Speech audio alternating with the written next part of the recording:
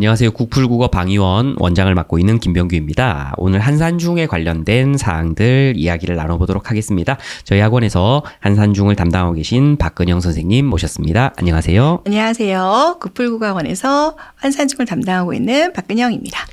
네, 일단 한산중 같은 경우에는 그 아파트 입주가 시작되면서 인원이 갑자기 는 학교로 알고 있는데요. 자, 이 학교 시험 난이도는 좀 어떤 편인가요? 시험 난이도는 좀 쉬운 편이에요. 그러니까 중 정도에서 조금 아래다 이렇게 보셔도 괜찮습니다. 네. 그리고 그 A등급은 몇 명 정도의 학생들이 어떻게 받고 있습니까? A등급 같은 경우는 거의 한 40% 정도 나옵니다. 그러니까 30에서 40 여기 왔다 갔다 하거든요. 그래서 보통 다른 학교하고 비슷하게 한 30에서 40% 정도 나온다라고 볼 수 있습니다. 네, 알겠습니다. 자, 그러면 지금 이제 A등급이 뭐 비율이 괜찮게 나오는 편인데, 이렇게 A등급이 한 40% 정도씩 나오는 이유가 있을까요?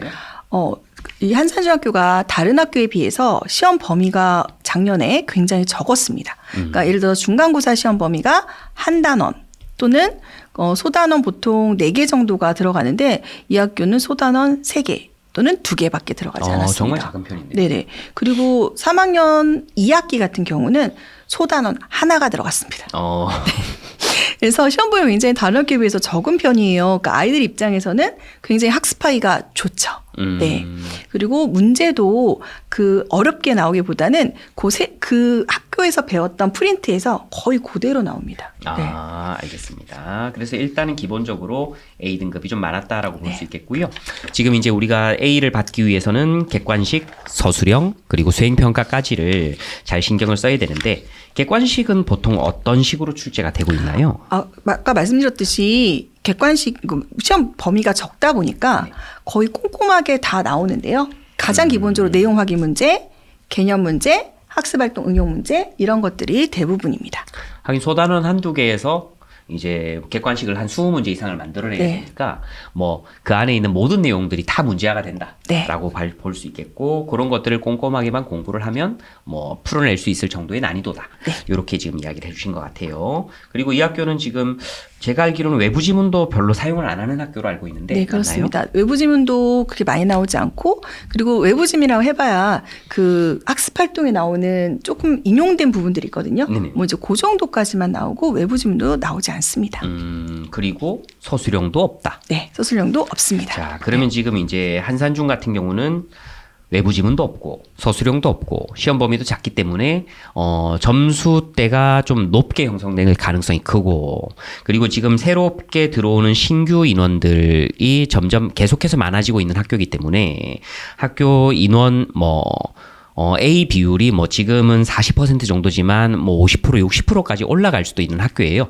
지금 이 상황 그대로 가면은 내년부터는 A등급이 한 60%가 나올 수도 있는 학교인데 이게 그대로 갈지 아닐지는 지켜봐야지 알 수 있을 것 같고 만약에 학교에서 조금 조정이 필요하다. 범위를 좀 늘리자라든지 아니면 외부 지문을 좀 넣자라든지 이런 식으로 좀 이렇게 어떤 변화가 생기면 그때부터는 또 조금 다른 이야기가 될 수 있다. 라는 점을 말씀을 드리겠습니다. 자, 그럼 일단 객관식과 관련돼서는 이 정도 말씀드리고요. 서술형도 없다라는 거 알아두시고 수행평가는 혹시 좀 특이한 부분이 있을까요? 그래서 이게 객관식도 좀 적고 시험 범위 적다 보니까 대부분 수행평가 활동을 해요. 그러니까 학교가 수행평가 활동을 거의 제가 다른 학교는 반반 정도 하는데 이 학교는 수행평가 활동이 굉장히 길었어요. 그렇군요. 네, 수행평가 활동이 길어서 니네 학교에서 수행평가를 뭘 하니? 물어보면 매번 모둠끼리 모여서 뭘 쓴대요. 쓰는 활동도 많고 그다음에 이제 독후 활동도 있고 그다음에 모둠끼리 하는 활동들을 조금 위주로 하는 그런 학교입니다. 그래서 수행평가 활동이 굉장히 많습니다. 네. 그러면 이제 이 학교에서 A나 만점을 받으려면 내용적인 측면, 이제 지필평가도 중요하지만 수행평가도 좀 잘 중요하다. 챙겨야 됩니다. 네. 그럼 수행평가에서 다른 특별한 점은 없나요? 보통 아까 말씀드린 모둠 활동을 좀 많이 하니까요. 그 모둠 활동에 좀 적극적으로 참여하는 것이 좋은 점수를 받을 수 있는 길입니다. 네, 알겠습니다. 그럼 기본적으로 지금 쭉 정리를 해보니 이 학교는 A 등급뿐만이 아니라 학생들의 노력 여하에 따라서 100점도 노려볼 만한 학교다. 네, 그렇습니다. 이렇게 얘기를 해볼 수가 있겠습니다. 혹시 마지막으로 당부드릴 사항이 있으면 한번 들어보겠습니다. 아무래도 학교가 학생 수가 많이 늘었고요. 그리고 그래서 아마도 입결이 좀 좋아지지 않을까 싶은데요. 그러니까 이제 특목고나 자사고나 이런 쪽으로 노리는 학생들도 생길 거고 아니면 입시 변화에 따라서 그냥 일반고로 진학하려는 학생들도 좀 있을 것 같은데요.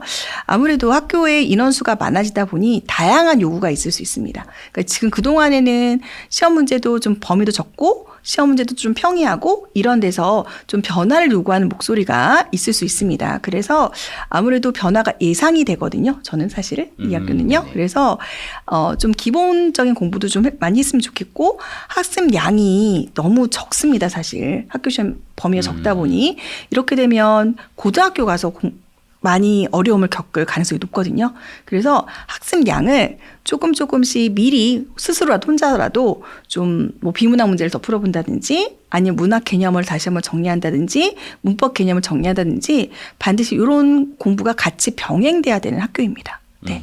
좋습니다. 네. 이제 특히 변화가 많을수록 그러한데요. 변화가 많을수록 변화가 없는 부분에 집중을 해야 되잖아요. 네. 국어로 치자면은 기초 개념, 기초 사항, 뭐 독해력, 뭐 이런 것들이라고 볼 수가 있겠습니다. 그런 기초가 되는 부분을 잘 붙잡고 있다면 학교의 상황이나 여건이 어떻게 변하더라도 우리는 항상 대처할 수 있다.